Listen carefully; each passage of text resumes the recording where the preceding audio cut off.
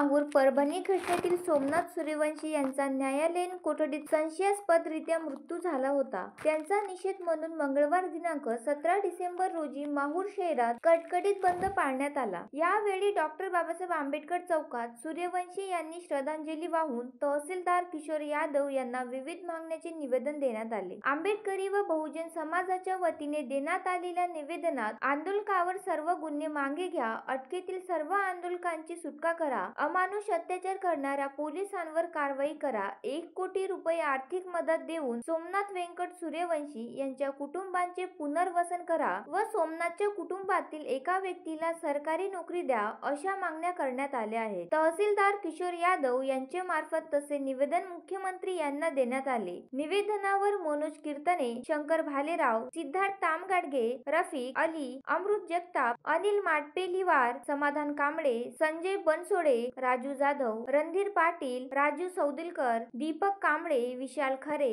विजय भगत, गजानन जोगदंड, कमलाकर बर्डे, प्रकाश गायकवाड, निसार कुरेशी आदींच्या स्वाक्षऱ्या आहेत. उपविभागीय पोलीस अधिकारी रामकृष्ण मळघणे यांच्या मार्गदर्शनासाठी सपोनी शिवप्रकाश मुळे, सिंदखेड पोलीस ठाणे सपोनी रमेश जाधवर यांनी अधीनस्थ पोलीस कर्मचाऱ्यांच्या मदतीने चोख बंदोबस्त ठेवला होता. Shankar Bhalerao, the sting operation news, Mahur.